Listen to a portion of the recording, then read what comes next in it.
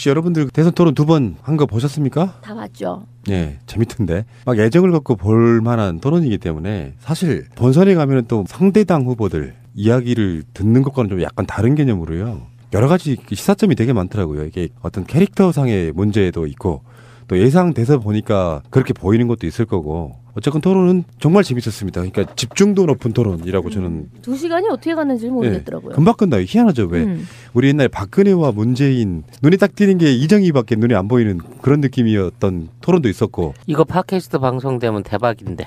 사실상 지금 2차 토론은 팟캐스트 방송이라고 보시면 돼요. 이게 이제 언론사인 어마이TV가 팟짱 진행하는 장윤선 씨 그 시간에 한 거니까 팟캐스트용으로 토론을 한 거예요. 이건 굉장히 열린 마인드로 토론 일정을 잡은 거라고 저는 보거든요. 이게 계속해서 이런 식으로 재반복되고 새로운 매체로 공급할 필요가 있다는 거죠. 꼭 텔레비나 종편에서만 이렇게 할 게 아니라 뭐 유튜브 생방송 같은 것도 해보고 물론 별풍선은 받지 말고 기본적으로 여러 가지 매체와 다양한 층 안에 이 공급할 수 있는 게 돼야 된단 말이야. 박근혜도 인터넷 방송 나오잖아.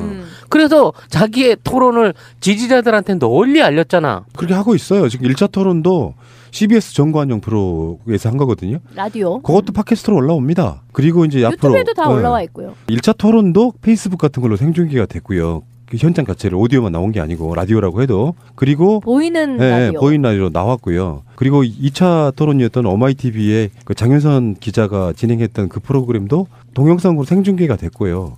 그러니까 그렇게 생각을 해보는 거예요. 앞으로 뭐 정표안에서 하는 토론, 지방방송에서 하는 토론, 지상파가 하는 토론 여러 가지가 지금 8번이 더 남아 있는 건데 팟캐스트 자체의 위상을 인정해 준 거라고 저는 보거든요. 순수한 인터넷 방송으로는 유일해요. 오마이TV가 만드는 그 컨텐츠가 팟캐스트를 위한 용도이기 때문에 팟캐스트의 위치가 사실상 확인된 대선이라고 저는 보여지는 거예요. 그 토론 중에 하나의 일정을 그렇게 잡지 않아요.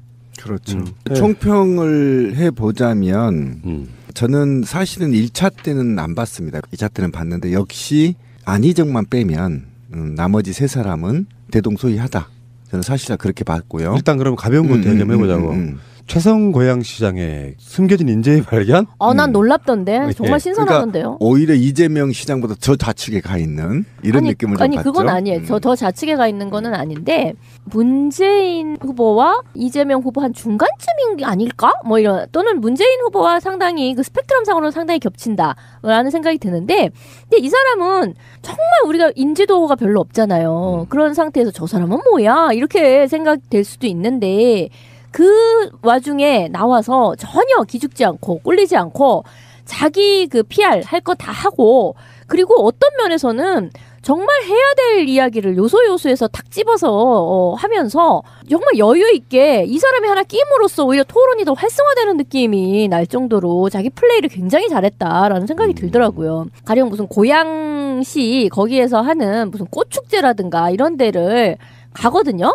가서 보면 그 시장에 대한 평판이 굉장히 좋더라고요. 거기 주민들이 시정을 굉장히 잘한다 뭐 이런 이야기를 하고 거기 또 고양시니까 고양이 있잖아요. 고양이. 맞아요. 그걸 또 이제 막 그 내세우고 그런 어떤 귀엽고 창의적인 마인드도 좀 있는 사람이고 또 일산 그쪽 동네가 좀 그렇잖아요. 그러니까 중간 계급의 어떤 사람들이 좀 아주 막 경쟁 치열하지 않게 이제 그런 느낌의 어떤 삶의 공간을 만들어가는 그런 것과 또 굉장히 콘텐츠를 많이 만들어가고 있고 그래서 갑자기 나는 막 급 호감이 생겼어 이 사람에 대해서. 그러니까 몰랐을 때는 그냥 막연하고 막상 이야기를 들어보면 괜찮고 그게 이제 저는 큰 틀에서 보면은 콘텐츠들 괜찮은 4명이 모여서 토론하니까 전 나쁘지 않았다고 일단 보고요. 개별적인 이야기하고 다시 이야기가 나오겠습니다만 굳이 말하자면은 고양시와 성남시의 라이벌 관계도 좀 한번 봐줘야 되고요. 일산 분당을 끼고 있는 뭐 이런 거죠. 그래서 고양시장은 사실은 이재명이 혼자 뜨는 게 너무나 좀 사실은 이렇게 배 아픈 뭐 이런 것도 있는 거고 전혀 다른 이야기입니다만 이런 것도 좀 가능하다고 봐요. 이재명 시장이 기초단체장으로서는 사상 최초에 가까운 대선 후보의 부상 아닙니까? 그러니까 정당 주류에서 보면은 최성이든 이재명이든 어쩌면 반란에 좀 가까운 비주류죠. 그러니까 자기들 입장에서 보면은 좀 주류들 입장에서 아직도 같은 급으로 인정 안 해주려고 하는 심리도 없지 않아 사실 있습니다. 그렇죠. 근데 그런 사람들이 토론회 같은 거나 대선을 통해 가지고 떠오를 수 있다는 것 자체가 어떤 민주주의의 또 다른 어떤 재미, 묘미라고 보기 때문에 주류가 보는 입장이 그렇게 해서 억압해서 인정하지 않았던 사람이 바로 노무현 대통령이거든요. 비주류인 사람이 나 대선 나갈래. 에이 무슨 뭐 이인재나 하나갑 이런 사람들이 있는데 같은 당에서는 격이 달랐던 거죠. 그런데 그런 사람들이 어느 날 갑자기 떠오르기 시작해가지고 결국은 대통령까지 되는 어떤 과정들을 우리가 그렇죠. 봐왔기 때문에 그냥 무시하거나 할 건 못 되고 그런 방식으로 스스로 용기 있는 자가 정치적인 위상을 높일 수 있다라는 점에서는 최성 시장 뭐 이재명 시장 다 저는 좋게 봅니다. 다시 한번 말씀드리면 안희정 씨만 빠지면 굉장히 높은 토론이 될 수 있어요. 굉장히 이렇게 딱 꽂아갖고 그래요. 이 동감할 수밖에 토론회를 없게. 질적으로 낮게 만든 게 안희정이었고요. 저는 아니. 안희정을 뺐으면 좋겠습니다. 앞으로. 그리고 이 네 새 후보 안희정을 아예 빼겠습니다. 새 후보와 관련해서는 왜 이래 갑자기? 사실은 노동 분야에서는 최성이 가장 좌측에 있어요.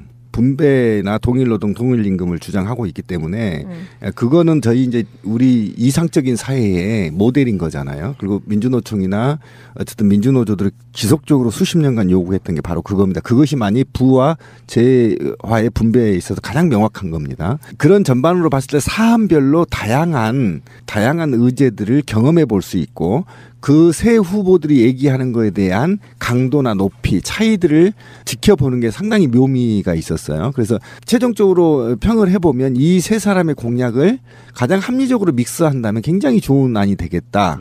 이런 거죠. 그리고 가장 이제 아쉬웠던 부분은 국방과 관련해서는 새 후보 다 식미성을 탈피하지 못했다. 적어도 어느 정도 식미성을 탈피한다면 이재명 후보가 탈피 바로 직전에 문턱에 있는 것이고 나머지는 아직도 식민성에 찌들려 있다라는 것이 좀 안타까웠습니다. 전반적으로 이제 1차 토론회를 잠깐만 써머리 해보자면은 거기서 나왔던 이야기들 주로 이제 안희정의 대연정에 대한 입장. 굳이 내용을 안 봐도 누구누구는 찬성하고 반대했을 게 눈에 보이고요.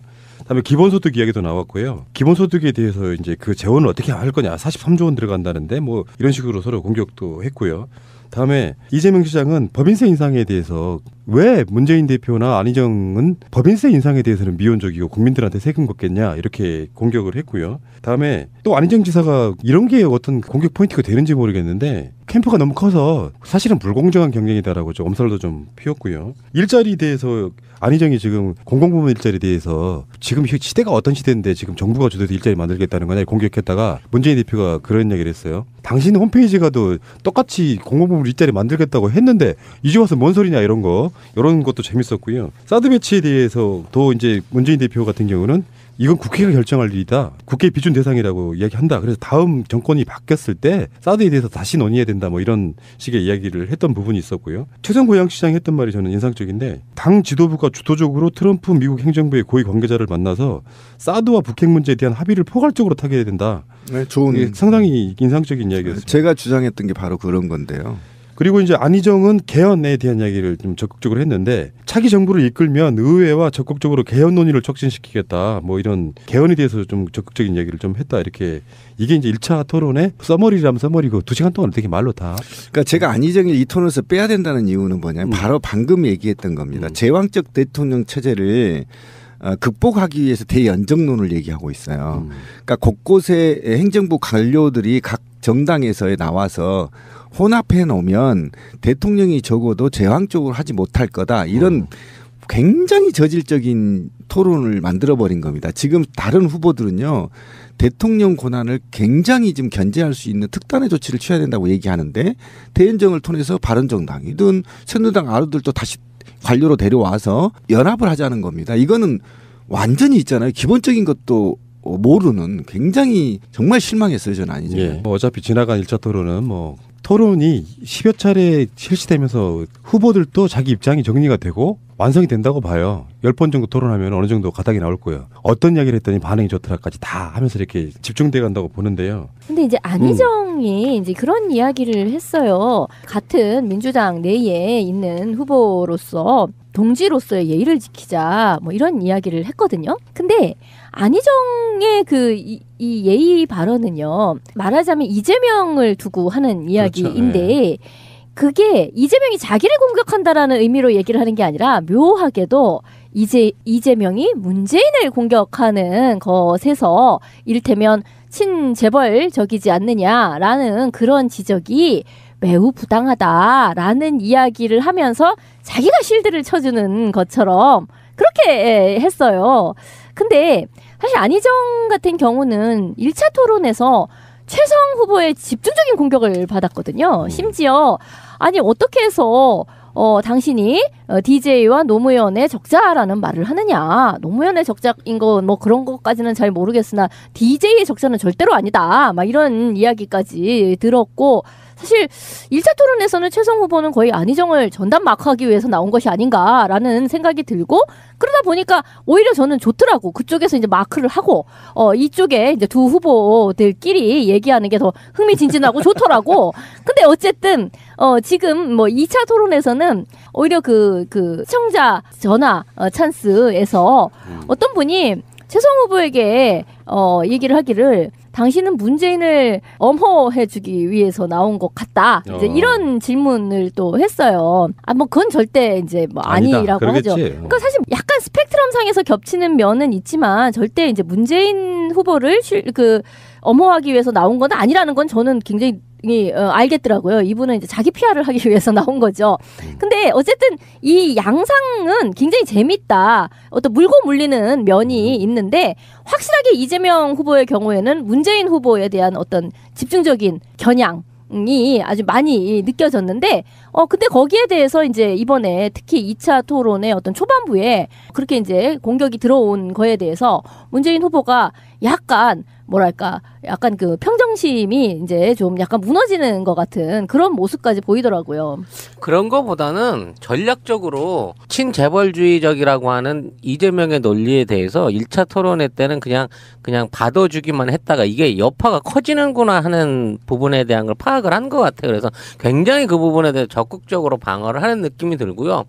이재명 후보가 하고 있는 지금의 어떤 그 토론 방식이 사실상 지지율 3위인데도 불구하고 자기가 마치 근접한 2위의 위치에서 하는 거와 같은 그 굉장한 일종의 기계라 그래야 되나 팩이라 그래야 되나 그런 것들을 보여주더라고요. 특히 이제 뭐 복지 정책에 관한 얘기를 할 때는 자신이 굉장히 전문가로서 자신의 어떤 그 복지적인 그 모멘텀과 베이스가 훨씬 더 효과가 있을 수 있다라는 주장을 굽히질 않고 있는 것을 보였을 때 이 사람 진짜 토론에 대한 준비를 많이 하고 있고 많은 그 덕을 그 어떤 토론에 의한 지지율 상승이 보이는구나 하는 부분이 있었어요. 근데 안희정 후보 같은 경우에는 그 준비된 발언이라든지 뭐 사드 부분에 대한 발언, 국정원 그 개혁에 대한 발언 부분을 할 때 이게 사전에 질문지에 대한 준비를 못했나 싶을 정도로 컨텐츠가 너무 없죠. 먼저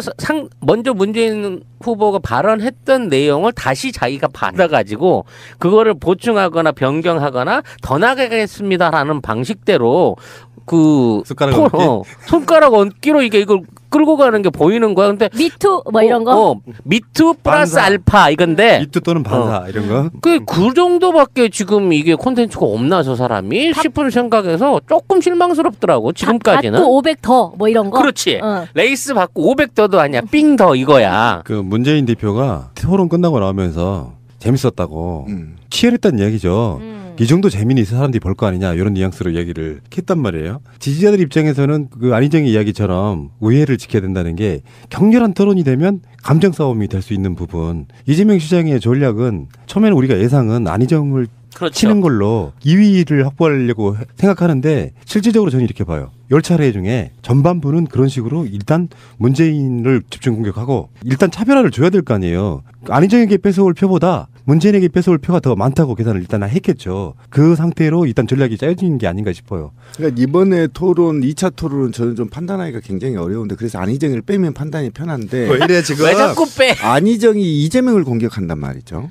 네, 토론이 묘하게 지금 이루어지고 있고 오히려 이재명은 문재인을 공격하게 되는데 이 공격 중에 팩트 중심의 섬세하게 들어가니까 문재인이 주춤해버리는 문재인 후보가 이러면서 아예 이 토론에서 안희정 같이 가벼운 사람은 끼지 못해버리는 겁니다. 이런 토론 오히려 거기서 최성이 디테일하게 들어오니까 이게 얘기가 되는 거예요. 그렇죠. 그러니까 안희정은 이 토론에서 이익 볼 게 전혀 없다. 굉장히 지금 안 좋은 상황이고요. 왜 그러냐면 말 한마디도 정제돼 있지 않고 준비가 안 됐어요. 아까 말씀드린 전체- 게 그거잖아요. 아까 지금 최순실과 박근혜 플러스 공무원 전체를 싸잡아 욕해버리는 거예요. 사실은 고위공무원이라고 얘기를 해야 돼요. 어느 하나를 굉장히 신중해야 되거든요. 하이직들은요. 지금 박근혜 적폐를 청산하기 위해서 거리에 깃발 들고 나오는데 여기다 대고 공무원을 싸잡아서 욕해버린단 말이죠. 이런 거 하나까지 전부 거슬리는 겁니다. 안희정이. 제가 싫어해서 그런 게 아니에요. 싫어하는데 보니까 그런 측면에서 그런 측면에서 봤을 때 또 공격의 대상이 있잖아요. 자기가 이재명을 죽였을 때 이재명 표가 안희정한테 갈 거라고 보지 않거든요. 오히려 문재인 후보의 표를 공격해야 안희정한테 가게 돼 있는데 공격 대상도 다시 또 이재명이 돼버리는 거예요. 그러니까 이게 사실은 이재명과 안희정의 전술적으로 공격은 문재인이 돼야 문재인 지지자를 뺏어와야 뭐 싸워보고 하거든요. 근데 이 작전에서도 2차에서는 아니지. 안희정은 실패했다. 우리 그 전적으로. 신비님이 자꾸 수가 얕으시네. 난 안희정 수가 깊은 거라고 봐요. 왜 그러냐면은 문재인 표를 뺏어 오려면 문재인을 공격해서 되는 게 아니라 문재인과 가장 대립각을 세우고 있는 이 시장 쪽을 공격함으로써 문재인 후보 지지자들에게 우호표를 확보를 해야죠. 그렇죠. 그 방식을 쓰는 거예요. 그래서 이제 예의가 없다 이런 식의 이야기를 한 것도 문재인을 공격하는 이재명 너 예의 없어라는 식으로 그 표현을 한 그거는 거예요. 표가 될 수가 없습니다. 문재인과 안희정이 싸우고 있는데 1, 2로 안희정이 이재명을 디스한다고 해서 문재인 지지자가 안희정을 경선에서 찍어준다고 이건 말도 안 되는 그러니까 거고요. 지금 1, 2차 토론은 지금 이거 전쟁입니다. 전쟁. 밑밥 깔기 하고 있는 거니까 일단은 친노들에게 나도 있어라고 지금 보여주면서 문재인을 엄호하는 듯한 느낌으로 갈 수 있다는 그렇죠. 거죠. 전통적인 공격 방식은요. 이재명과 안희정이 문재인을 계속 공격해서 아웃시켜버려야 되거든요. 원래 이기려면.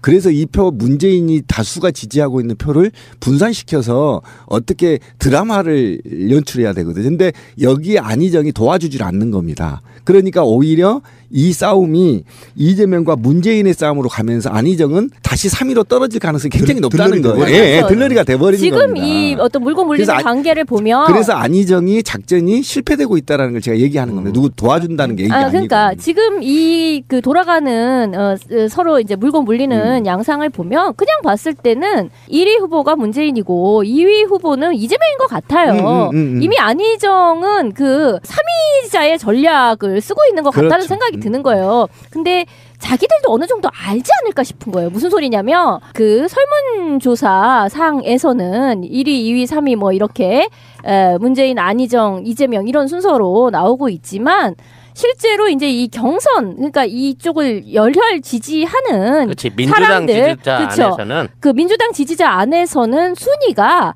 우리가 알고 있는 그 순위가 아닐 가능성이 나는 높다. 그런 것을 본인들도 알기 때문에 그런 식의 어떤 토론에 임하는 어떤 작전의 방식이 그렇게 나오고 있는 게 아닌가 싶어요. 그렇지 않다라고 하면 원래는요, 아까 신비님 말씀하신 것처럼 1위를 두고 2, 3위가 협공을 해가지고 1위에 대한 공격을 같이 하는 게 어떤 전통적인 방식이죠. 근데 그렇게 돌아가지 않는다는 거고, 최성은 오늘 그런 이야기를 했어요. 왜 문재인 실드를 치느냐라고 누가 그렇게 얘기하니까 그게 아니고, 자기는 이제, 새로 나온 그 후보로서 2위, 3위에 대한 거를 먼저 하고, 그리고 나서 이제 1위에 대한, 공격을 하겠다. 이런 식의 얘기도 했거든요. 그러니까 그 사람은 이제 자기 포지션을 굉장히 정확하게 정한 거라고 생각을 하고요. 어쨌든 이재명의 경우에는 1위 후보를 공격을 함으로써 자기가 어느새 2위 후보로서의 위상을 점하고 있는 그런 이니셔티브를 진 것 같은 그러니까 그런 그게 상태가 된 거죠. 사실이든 아니든 그런 모양새를 보였다는 그렇죠. 거예요. 예. 근데 이제 오늘 나온 이야기 중에 눈여겨볼 만한 이야기를 하나씩 해볼게요. 일단 문재인 후보 국정원 국내 파트 폐지. 좋은 이야기죠. 검찰은 기소권과 수사권 분리하겠다. 예. 이거는 국정원이 헌재까지 사찰하는 이 상태에서 저는요 문재인 대통령이 된다면 가장 기대하는 게 지금 적폐에 관련해서 청와대나 검찰이나 국정원 개혁하겠다거든요. 거기에 대해서 이제 구체적으로 이야기를 한 거라고 저는 보는데 국내 파트 폐지뿐만 아니라 저는 이렇게 생각합니다. 아예 국정원을 없애버리고 다른 이름 하나 짓고요. 해외 업무와 산업 관련한 그 산업 스파이 같은 그런 문제 있지 않습니까? 그것만 전담하게 하고 국내에 대한 정보 수집 같은 거는 사실상 경찰로 이렇게 이관하는 그런 작업을 해야 된다고 생각해요. 아마 그런 식의 생각을 하고 있겠죠. 대안이 있어야 되니까. 국내 파트 없앤다고 하면. 그 부분에 대한 개혁 내용이 사실은 그 노무현 김대중 시대 때부터 늘 화두로 있었죠. 국정원이 뭐 음지에서 복무하는 내용을 줄이고 정당한 어떤 경쟁력 있는 뭐 기업과 국가를 위해서 해외 정보를 취득해서 공적으로 활용할 수 있는 그런 기관이 되자라는 시도는 늘 많이 있었는데 정권들이 결국은 자신의 권력 유지 또는 어떤 일부 기득권층의 이득을 위해서 결국은 또 그 음지의 사업들을 다시 부활시키고 한 거거든요. 그러니까 이거는 사실상 집권자의 의지 내지는 시스템상의 투명화가 필요한 거고 우리가 지지하는 이제 민주당 그 후보들 간에 이제 일어났던 토론 안에서 나올 수 있는 정말 후련한 의견일 수 있었는데 이 의견들이 받아들여져 가지고 나중에 저쪽에서 나오게 되는 후보하고 본선에서 붙었을 때도 요 의지와 나중에 이기고 난 다음에도 실천이 이루어질 수 있을 때까지 요건 꼭 우리가 기억해놓고 중요하게 생각해야 될 파트가 아니냐 싶습니다. 대선을 당선될 확률이 높은 사람의 의지가 우리가 가장 국민들이 염원하는 게 국정원 국내 파트 부분의 개혁 문제인 거고 검찰의 기소 독점주의를 손보겠다라는 의지가 매우 강하다는 건 확인이 됐습니다. 그리고 안희정을 제외하고 나머지는 다 그렇게 동의하고 있는 것인데 아까 제가 권 PD 말에 제가 굉장히 높이 평가했던 이유는 뭐냐면 국정원을 국내 파트 이 팀만 없애버리면 안 돼요. 제가 그렇게 말했잖아요. 이들은 다른 그릇에 담아야 된다는 겁니다. 예. 그래서 어쨌든 그것에 놓고 일부만 개혁을 해서 하는 게 아니라 어쨌든 당선된 사람이 국민들의 염원을 받으려고 한다면 적어도 이름도 바꾸고요. 정책도 안에 내는 조직관리론도 전부 다 개혁을 해서 새로운 그릇에 담아야만 적어도 국정원이 제대로 국익에 도움이 되겠다. 이런 것이죠. 그래서 그 문재인 후보가 이건 정해진 이름은 아닌데 해외 안보 정보원으로 바꾸겠다고 했어요. 그러니까 국내 파트를 완전히 폐지하고 미국의 CIA처럼 대북 테러 이런 걸 담당하는 네. 해외 안보 정보원 기능만 하는 걸로 바꾸겠다. 굉장히 좋은 아니고요. 그래서 이번 토론회에서 굉장히 재미가 있는 게 하나가 있어요. 이재명 시장하고요. 문재인 후보는 굉장히 디테일해요. 구체 계획까지 나온다는 거에 대해서 이게 좀 관전 포인트가 있더라고요. 예, 있더라고요. 그러니까 이거는 이재명 시장도 사실상은 거의 똑같은 정도의 거죠. 오히려 더 강도가 높겠죠. 문제는 이제 검찰인데 검찰에 대해서는 수사권 기소권 분리라는 것은 수사권을 경찰에게 떼주겠다는 거거든요. 지금 이 상태에서. 그러니까 박근혜 탄핵 이후에 검찰이 수사를 가져가서 어떻게 하느냐도 상당히 연관이 있을 거라고 보고 다음에 공수처 신설을 하겠다는 거예요. 고위공직자 비리수사처. 예, 이게 맞물려 있는 거죠. 그렇게 되면 이제 검찰을 수사하는 또 다른 하나 조직이 생기는 거거든요. 근데 이거는 기득권에 대한 완고한 혁명과도 같은 거 아닙니까? 지금 경찰과 검찰이 수사권 놓고 수십 년간을 다투는 데 있어서 대통령 되고자 하는 사람이 이렇게 얘기를 해놓고 이거 안 바꾸긴 좀 쉽지가 않고요. 그렇죠. 근데 사실 재벌 개혁은 대통령의 의지로 되기가 좀 힘든 부분이 있잖아요. 자유시장 경제에서는 대통령 의지로 할 수 있는 게 나는 국정원과 검찰 개혁이라고 봅니다. 그리고 자유 권한이니까. 그러니까 기업 재벌하고 언론사는 대통령 의지대로 마음대로 못해요. 검찰과 국정원은 대통령이 의지만 있다면 충분히 가능하다고 보는. 그런데요, 네. 재벌 개혁도요. 제가 이제 수사권 이게 할 얘기 많은 건 뭐 애칭자로 다 알겠지만 지금까지 해왔기 몰라요. 때문에. 그러면 이 사실은 검찰 개혁에 관련된 것은 제가 볼 때 문재인이 탑입니다. 이 공약은. 왜 그러냐면요. 참여정부 되게 참여했기 때문에 그러면서 실패했기 때문에 이것과 공수처하고요. 그다음에 기소권 수사권 분리 문제하고요. 그다음에 그 로스쿨 제도에 대한 강한 의지 유지돼야 돼. 사법고시 폐지해야 된다라는 이 세 개가 맞물려서 다른 후보에 비해서 굉장히 깊고 디테일하게 독보적이라는 것은 확실합니다. 자기들이 과거 참여정부 때 해봤기 때문인 거죠. 경험이 있는 것이고 그다음에 이번에도 최근에 로스쿨 폐지할 수 없다라고 강력하게 얘기를 했고 진화 발전시켜야 된다라고 얘기했기 때문에 요 세 개가 맞물리면 사법개혁은 어느 정도 된다는 것이죠. 그런데 재벌개혁과 관련해서는 약간 이재명 시장한테 밀리는 겁니다. 왜 그러냐면 재벌 해체나 이런 말들도 용어가 아직 문재인 후보한테는 색다른 거예요. 예를 들면 재벌을 해체하면 재벌 다 없애자는 거냐 이렇게 이제 문재인은 얘기하지만 이재명은 키워드가 정확합니다. 재벌 시스템을 해체하는 거다. 정확하게 재벌 체제 체제를 해체라는 건데 이것과 관련해서 저는 이제 아까 우리 권 PD가 얘기한 거 재벌 개혁 이거는 4시간에서 한 6시간이면 다 조져버릴 수 있습니다. 대통령이. 이거 절대 대통령이 할 수 없는 게 아니에요. 왜 그러냐면 미국의 기업들은요. 국가의 도움 없이 자생적으로 성장하기 때문에 국가로부터 국가 권력으로부터 자유로워요. 그리고 미국의 기업들은 돈을 로비 자금을 비밀리에 주질 않아요. 공개적으로 주고 그 대가를 요원하지 않습니다. 그리고 전 세계를 휘젓고 다니죠. 그런데 한국 기업들은요. 그렇지 않습니다. 국가의 도움이 없으면 다 망합니다. 제가 무슨 얘기를 하시냐 안 치죠. 국가 부양에 의해 가지고 지금까지 부양이 되는 거예요. 예. 자생력이 없기 때문에 지금부터 니네 족벌 체제 경영하면 지원 100% 끊어버리겠으면 기업은 전부 바뀝니다. 말 한마디 바꿀 수밖에 없어요. 그게 우리가 이재용 구속 하나 시키는 것도 그 난리를 치고 힘들었잖아요. 그렇지. 그건 인정하나. 그렇기 때문에 말처럼 쉬운 건 아니고요. 맞아요. 예를 들어서 정부에서 만약에 기업에 대한 대기업에 대한 지원 끊겠다라고 하면은 극렬하게 일어나가지고 난리 나겠. 수출을 먹고 사는 나라에서 그런 식의 반론이 막 경제 붕괴로 내놓고 막 그러니까 그러겠죠. 이게 국가 그 지원금을 잠깐 주고 안 주고의 문제하고 검찰과 국가정보를 개혁하는 것은 대통령의 직접 입김이 갈 수 있는 바로 밑에 산하기관들이기 때문에 이거는 굉장히 중요하다고 보고요. 일단 그 이야기는 어쨌든 간에 이 화도 좋았다라고 보는 거고. 네. 근데 아까 뭐 이제 사정기관 관련해서 뭐 검찰 개혁의 것을 이제 문재인 후보가 굉장히 독보적으로 잘할 것이다라고 말씀을 하셨는데 사실 거기에 대해서는요 뭐 안희정이 굉장히 대답을 티미하게 한 거 말고는 사실 나머지 세 후보는 대동소이하다고 생각을 해요. 그러면 이제 이재명의 주요 화두를 한번 볼까요? 2차 토론에서 사실상 미국이 우리한테 뭐 사드네 뭐네 계속해서 뭐 협박 비슷한 걸 해도 사실은 미국은 철수 못한다. 이게 이재명의 화두였어요.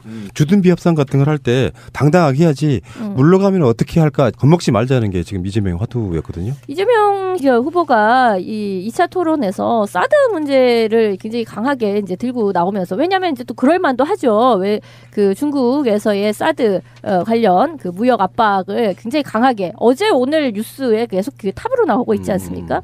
근데 예상을 했었죠. 우리 같은 사람들도 그렇죠. 다 예상을 했었던 건데 정부에서는 아무 대책도 없으면서 그런 보복 없다. 뭐 이런 식으로만 얘기를 해왔던 거니까. 근데 사드 관련해서는 이재명 후보 같은 경우에 가장 강력하게 사드는 도움이 되지 않는다. 이 얘기를 하는 것이고 다른 후보들에게 자꾸 뭐 다음 정권에서 국회의 논의를 거쳐서라고 이야기를 그렇게 유보적으로 하지 말고 지금 대통령이 될 사람의 각자 자신의 의견을 얘기를 해라. 왜 이 얘기를 못하느냐. 이렇게 이제 물은 거거든요. 그랬더니 이제 전략적 모호성을 일부러라도 가져갈 필요가 있다. 뭐 이렇게도 얘기를 하고 안희정 후보 같은 경우에는 그게 뭐 나 같은 사람은 예전에 반미 운동을 했던 사람이다. 막 이제 이런 얘기까지 하면서 우리가 무슨 비겁해서 그 답을 얘기를 안 하는 게 아니다. 그리고 굳건한 한미동맹 체제를 또 이제 막 재확인하면서 그런 이야기를 했던 거죠. 어쨌든 사드 배치 관련해서는 확실하게 입장이 다 나눠져요.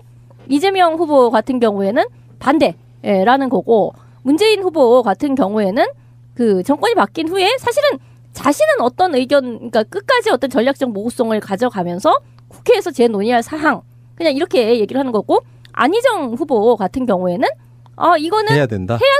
그냥 받는 거다. 근데 이 지점은 나는 이 지점 때문에 문재인 후보가 공격받는 거는 사실은 온당치 않다고 보는 거예요. 왜 그러냐면은 문재인도 사실상 반대인데 다시 한번 말씀드리지만 이 사드 문제에 관련해서는 이런 부분이 있어요. 이재명은 이재명답게 사드에 대한 이야기를 한 거고요. 문재인이 사드 반대한다고 하게 되면 급격하게 서로 간에 안보 프레임으로 가버릴 수 있는 부분이 있기 때문에 차마 말을 못하고 있는 거라고 저는 생각이 들어요. 그거는 문재인 입장에서는 이재명의 공간도 확보해 주는 거라고 저는 보기 때문에 사실상이 반대에 가깝지 않을까 이렇게 봅니다. 아니 그 제가 여러 번 문재인의 사드 배치와 관련 의견에 대해서는 여야를 합쳐서 전부 독보적인 거다.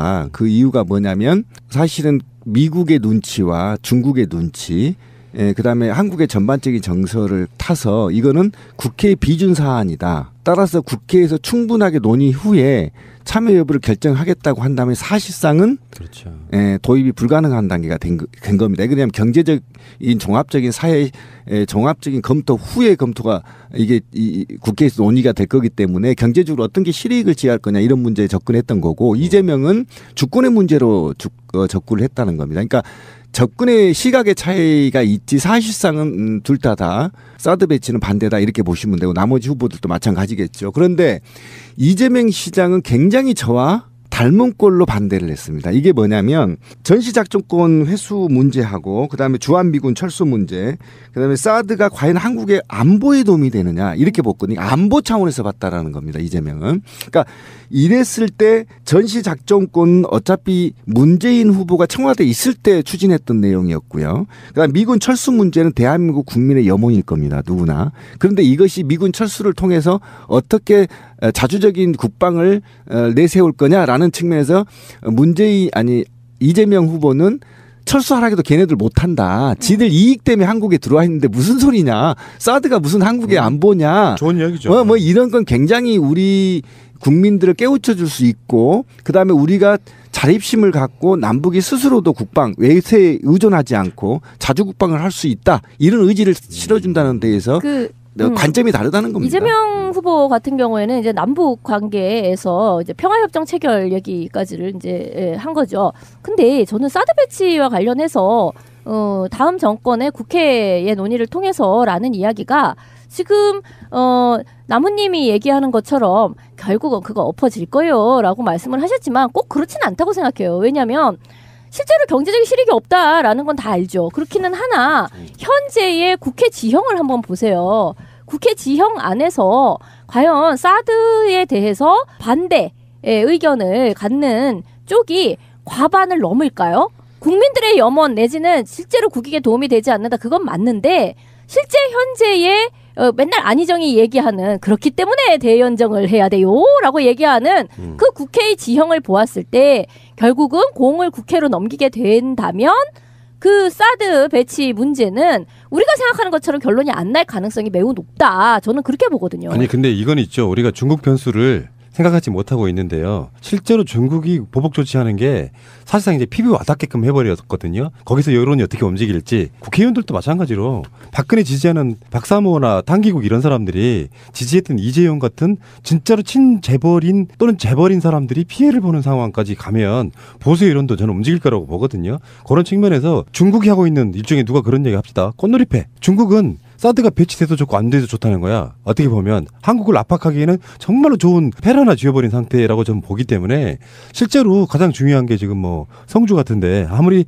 비행기로 퍼다 날라도 헬기로 퍼다 날라도 저는 성주의 사드가 배치 진작에 됐어야 할 걸 못한 이유는 성주나 김천 시민 군민들이 합심해가지고 막아냈던 것처럼 그렇죠. 지역 민심도 중요하고요. 그래서 하다 보면은 결국에 정권이 바뀌었을 때 예를 들어서 박근혜가 엄하게 있던 시절에 청와대 수석 비서관에서 내리 꽂은 거 아니에요. 사드 한다? 그 상태하고 정권이 바뀐 뒤에 각 정당들이 어떻게 움직일지는 아무도 장담 못하기 때문에. 그럼요. 이게 사드 배치가 동북아에 어떤 영향을 미칠 거냐의 문제에 대해서 이재명과 문재인의 얘기를 정확히 조금만 해보면요. 뭐 어떻게 댓글이 어떻게 달릴지 모르겠지만 제 생각을 얘기하겠습니다. 중국은 잠정적으로 우리의 적이고요. 미국도 우리의 적입니다. 경제적으로나 군사적으로나. 그런데 이 패를 먼저 보이면 안 돼요. 전쟁에서는 패가 먼저 보이면요 집니다. 그러면 이재명 시장 같은 경우는 반대야. 그러면 마치 미국에서는 우리가 중국 쪽으로 붙는다고 느껴질 겁니다. 중립적 노선이 아닌 거죠. 그런데 문재인 같은 공약은요. 이거는 국민적 대합의가 필요한 거야. 국회에서 충분하게 논의되고 어떤 게 실익이 될 것인지에 대해서 논의할게. 그러면 중국이나 미국 같은 경우도 로비가 들어오게 될 겁니다. 미국에서는 사드 배치하려고 노력할 것이고 중국에서는 사드를 배치 못하게 하려고 할 때 그럴 때 주체적인 우리 주권을 행사할 수 있다라는 겁니다. 그 메커니즘을 만들어가는가 되는데 만약에 반대했다 그러면 미국이 그래 반대했구나 명확하잖아요.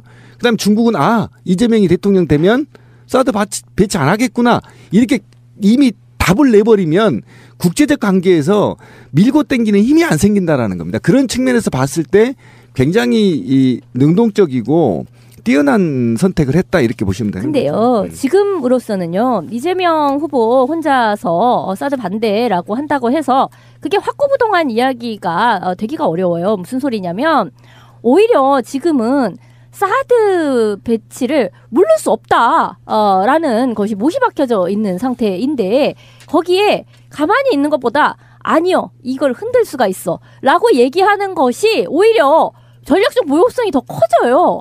그러니까 이미 이렇게 정반합의 관점에서 보았을 때 저쪽으로 지금 친미적인 것으로 너무 나가져 버려 있잖아요. 지금 상태에서 그쪽에 말뚝이 하나 박아져 있잖아요. 그렇기 때문에 그렇지 않아.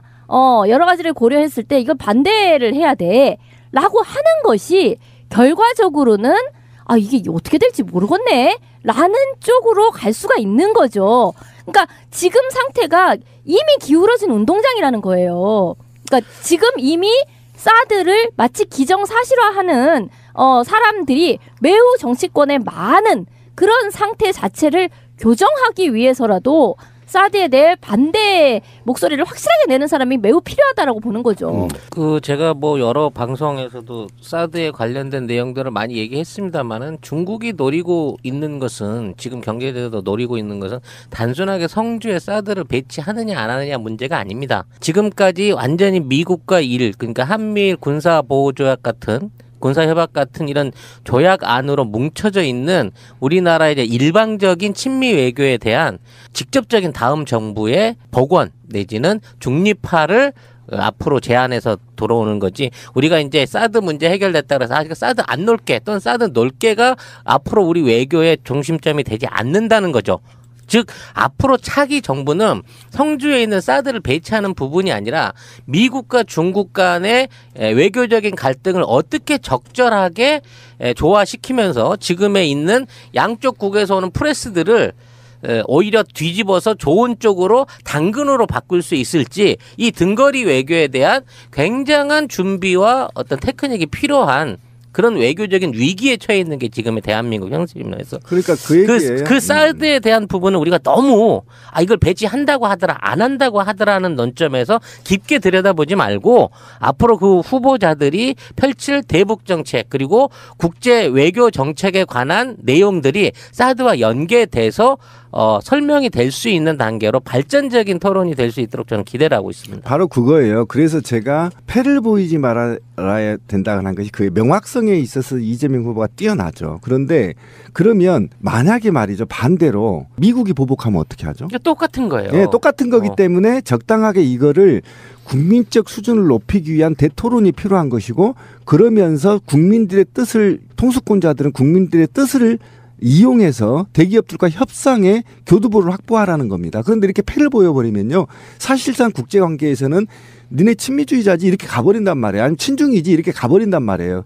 그러니까 우리는 양다리를 걸치면서 지정학적 위치를 이용해서 우리 국익, 주체성을 확보해야 된다는 거. 명확성만이 답이 아니라는 겁니다. 이미 너무 친미적으로 갔기 때문에 그거의 그 어떤 균형추를 잡기 위해서라도 사드 배치는 나는 반대요라고 하는 게 나는 친중파요라는 얘기를 하는 게 아니라니까요. 그러니까 그 지점은 가치관의 차이라고 생각해요. 뭐가 더 우선이냐라기보다는 그런데 나는 항상 제가 정말 고맙게 생각하는 게요. 각 후보들이 후보 위치에 맞게 이야기하고 있는 거라니까요. 그렇지. 그 위치에 맞게 하는 겁니다. 사드 배치 반대 이런 게 아니라 사실상 문재인도 사드 배치 반대예요. 이게.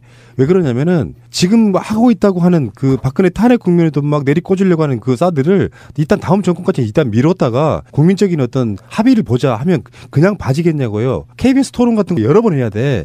정말로 사드 배치가 우리나라 국민한테 도움이 되는지 그 과정을 거쳐서 취소를 하게 되면 미국이 아무 말도 못 합니다. 그런데 대선 그 의지를 갖고 있는 사람이 절대 안 돼 라고 끊을 수 있는 위치까지 지금 오지 않았다. 박근혜가 말뚝을 받고 있는 것도 어떤 면에서 보면 정권 교체가 돼도 이거 되돌릴 수 없게끔 말뚝을 박으려고 아예 추진을 시켜버리는 거거든요. 이런 지점에서는 전략적으로 잘하고 있다고 저는 보는 게 이렇게 또 이슈가 되니까 우리 또 한 번 사드 토론을 하게 되는 것이고요. 사실상의 결승이라고 하는 민주당 토론에 이런 얘기가 나오면 미국이나 중국도 관심 있게 보겠죠. 근데 문제는 우리 경제가 받는 타격도 한번 깊게 생각을 하게 되면 국민들 입장에서 단순하게 북한 핵을 막는 게 아니라네 알게 되는 여러 가지 정보 루트를 통해서 분명히 이 여론은 역전될 수 있다고 저는 보고요.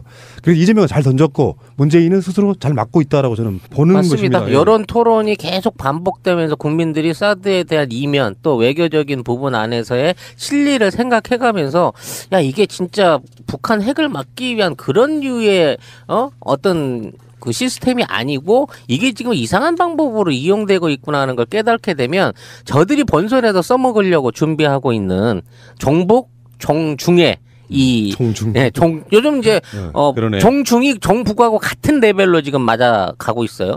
요런 그 프레임을 깨트릴 수 있는 좋은 예방 주사가 될 거라라는 생각으로 저는 토론을 봤습니다. 예, 예.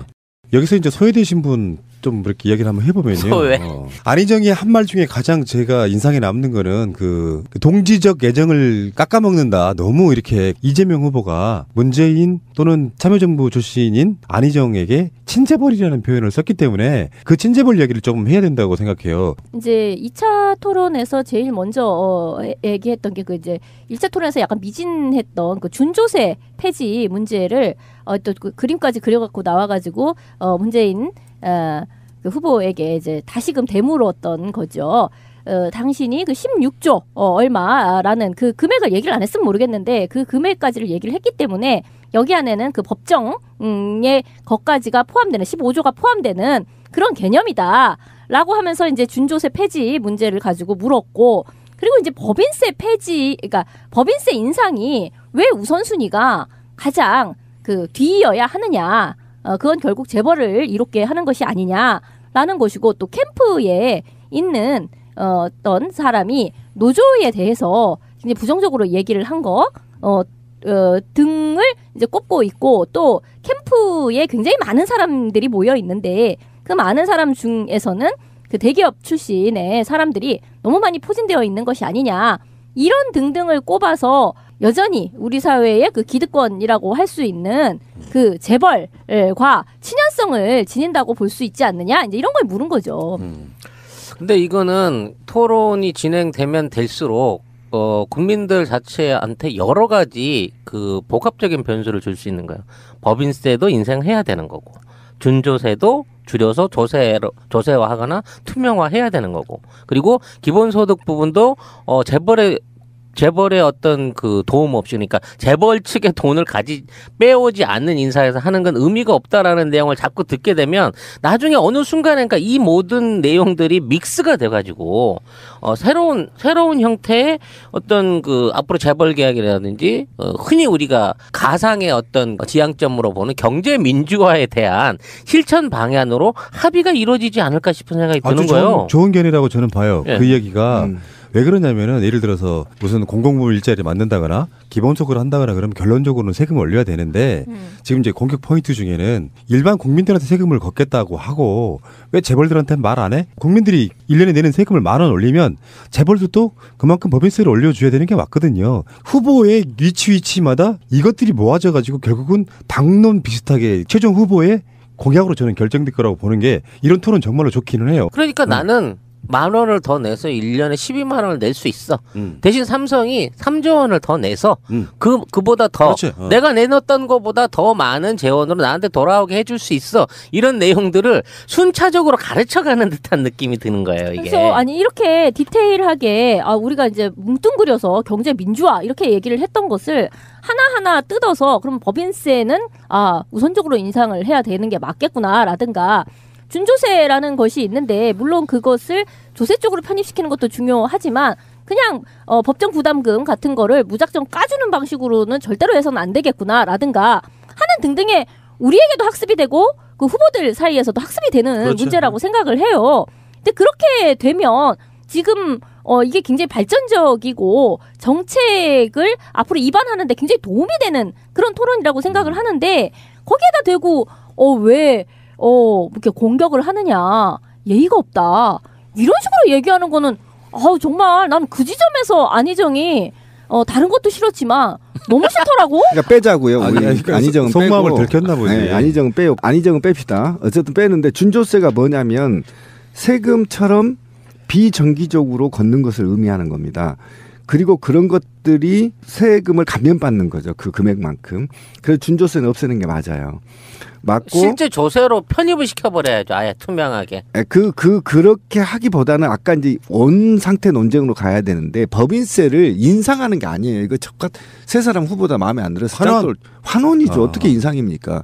그러니까 환원을 하고 지금 많이 낮아져 버렸으니까. 무려 8%나 8%. 일반인들이 내는 게 33%인데요. 24%인가밖에 안 내요. 대기업이 지금 혜택을 주고 있다면 그 혜택만큼 준조세로 걷어들이는데 그 준조세가 바로 미르재단에 그렇게 집어넣는 걸 그런 걸 전체를 준조세라고 얘기를 한다고. 그러니까 법정 의무로 15조 원을 던지라고 해놓고 나서 그 돈을 받아먹을 창구를 벌려놓고 자 이왕이면 여기다 던지면 니들한테 리베이트가 있어라고 하는 게 지금 이 정부가 해온 짓거리들 아니냐 말이야. 그러니까 결국은 제가 볼 때는 제가 2차만 봤어요. 1차 안 봤습니다. 그래서 헷갈릴 수 있어요. 근데 법인세 인상 재벌 개혁과 관련 세제와 관련해서는 이재명 시장과 문재인 후보가 거의 똑같아요. 근데 언어적 차이가 생겼어요. 그래서 예를 들면 준조세 같은 정의를 잘못 이해하거나 또는 이것과 인상이라는 용어를 잘못 쓰거나 하는 바람에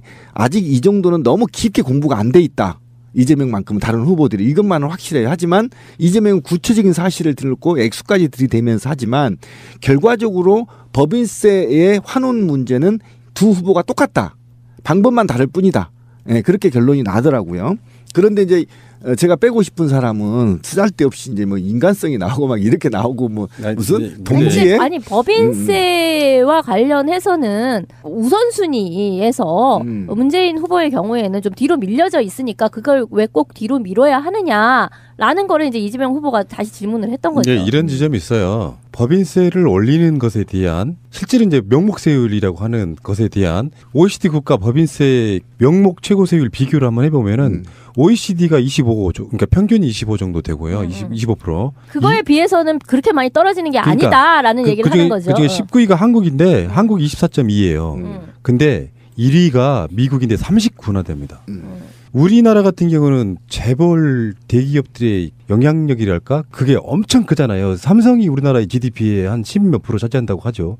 그러니까 미국하고 비교해서도 낮지만 평균에서 차이가 나지 않는다고 해서 그게 법인세가 많은 게 아니라고 설명하는 게 맞겠죠. 그렇죠. 비중이 엄청나게 높기 때문에 그만큼 더 내야 된다는 사회적 거예요. 책임이 그만큼 강하다는 것이고요. 그다음에 만약에 혜택을 준다고 한다면 이게 노무현 정부 시절까지 끊임없이 원상복구를 시켜왔었어요. 근데 이명박이 갑자기 또 깎아줘 버린 거예요. 거기다 박근혜가 더 깎아줘 버린 거죠. 그러니까 이 문제에 대해서 굉장히 문제가 있는 것이라는 게 명확해졌고 이것은 환원해야 된다는 게 맞는 것이죠. 그런 측면에서 논쟁이 바람직했다는 근데 이제 이번에 지금 미운 털이 박혀있는 안희정 후보가 했던 얘기 중에 한 가지 제가 개인적으로 공감하는 부분이 있습니다. 문재인 후보의 싱크탱크 안에 있는 구성이 너무 방대하고 거기에 있는 사람들의 인적 구성이 좀 옛날 참여정부 시대에 참여했던, 그러니까 벌써 10년이 넘은 14, 15년 전에서부터 그 당시 정책을 입안했고 거기에 많은 조언을 했던 사람들이 그대로 머물러 있다는 지점은 확실히 이건 맞는 부분이에요. 왜냐하면 새로운 그 경제 인사나 그 지금 바뀌어져 있는 경제적인 패러다임에 대한 새로운 대책을 만들어낼 수 있을 젊은 피의 수혈이 부족한 부분은 확실히 많습니다. 왜냐하면 그렇게 그 경직자에 있는 그런 상태의 싱크탱크가 앞으로 급변해서 어떤 위기를 자초할 수 있는 대한민국에 대한 어떤 경제 위기를 잘 탄력적으로 해나갈 수 있을지에 대한 부분은 사실 저는 개인적으로 걱정되는 부분이 분명히 있어요. 그 싱크탱크 내지는 문재인 후보의 어떤 캠프가 매우 비대하다라는 그 지적은 1차 토론 때 이제 안희정 후보도 얘기를 했었고 이재명 후보도 또 얘기를 했었어요. 근데 뭐 그런 내용이었죠. 너무 당이 이제 선거를 치러야 되는 건데 너무 개인 캠프, 그러니까 후보 중심의 그 캠프로 사람이 비대칭적으로 몰려 있는 것이 문제이고 이후 정권을 잡게 되었을 때 그 사람들에게 이제 어떤 일정한 역할이 주어질 텐데 그런 것들이 굉장히 걱정된다. 결국 당을 초월하게 되는 문제가 되는 게 아니냐. 이제 이런 얘기를 했는데요. 근데 이제 거기에 대해서 문재인 후보의 대답은 뭐 교수님들이나 이런 사람들이 나한테 도움을 줄 만한 그런 사람들이 당에 들어오라라고 하면 부담스러워해서 그냥 선거 때에 나를 이 후보를 도와달라라는 거에 대해서는 훨씬 더 부담이 없이 느껴서 그렇게 합류를 합니다. 이렇게 대답을 하시더라고요. 저는 그거는 그래서 안희정이 좀 빼버리라는 얘기예요. 그건 사람이 모이는 건데 정치라는요. 사람의 마음을 얻는 겁니다. 그 캠프가 이제 당선될 것 같으니까 여러 사람이 막 몰려드는 거죠. 네. 그걸 어떻게 너 오지 마 새끼야 이렇게 할 수가 없는 것이어서. 그 부분은 이제 탄핵 인용되면 조기 대선 치러지고 그럴 때 대세론 후보는요 준비된 인상을 줘야 돼요. 그럼요. 어느 인물들이 많이 모이면 거기서 자기가 필요한 걸 선발할 선택권이 더 많은데 충분한 인재풀을 가지고 또 다음에 이제 뭐 어떻게든 합쳐줘야 되잖아요. 캠프의 정책은. 그러니까 지금 이제 잘 하고 있는 정책들이나 캠프의 인사들을 다시 적극적으로 영입해가지고 지금에 있는 내용들이 진 후보의 공약이기 때문에 받아들여지지 않는다. 정책이기 때문에 받아들여지지 않는다는 게 아니라 이 부분에 대한 충분한 필요와 가능성을 엿봤다고 하면 그런 사람들을 싱크탱크를 새롭게 꾸리고 더 신선한 인재들을 영입할 수 있다. 또 그렇게 하겠다라는 약속을 좀 들었으면 하는 그런 바람은 있습니다. 예, 그리고 아까 이제 세율과 관련해서는 좀 오해들이 있을 것 같아서, 그러니까 제가 정말 2차만 봤어요. 근데 이 용어들을 서로 이해의 차이에서 빚어진 거예요. 그러니까 문재인 공약은 명확합니다. 그러니까 제일 먼저 우선순위를 집권하자마자 고소득자 10%의 고소득자의 세율을 높이겠다는 것이고, 두 번째 고액 상속세, 이거 굉장히 제가 관심이 있는 거거든요. 상속세를 거의 포탈하고 있잖아요. 지금 이재용이 상속세 포탈한 거 아닙니까? 오히려 40몇 조를 지금 내야 되는데 안 냈다는 거 아닙니까? 어떻게 화이팅? 예, 예. 그 다음에 법인세 실효성을 높이겠다는 것이고, 그래도 부족하면 명목세까지 인상하겠다는 건데, 이재명 시장은 여기서 법인세를 먼저 1순위로 올려라 이 얘기입니다. 맞아요. 예, 예. 그러니까 우선순위가 어디냐. 그러니까 이거는 비판의 대상이 아니고, 그래 잘한다 둘 다다 이렇게 해야 될 상황이라는 거죠. 그러니까 기득권의 완고한 그렇죠. 저항에 대해서 이재명은 이재명답게 이야기하고 있어요. 나는 그게 잘하고 있다고 예, 보고. 굉장히 잘하고 있습니다. 문재인마저도 이재명처럼 할 수가 없다니까요. 왜냐하면 그 기득권이라고 하는 게 검찰, 국정원, 새누리당만 있습니까? 재벌들이 갖고 있는 영향력도 크다 보기 때문에 잘하고 있는 거라고 저는 보는데, 신빈님 말씀처럼 안희정은 이상하게 꼽사리 끼는 느낌, 주도하지 못하고요. 자, 2차 토론의 평가였고요. 어쨌든 간에 이번 주에 박근혜 탄핵 된다고 생각하니까 마음이 엄청 바빠지네요. 흥분됩니다. 밥 먹으러 갑시다. 예.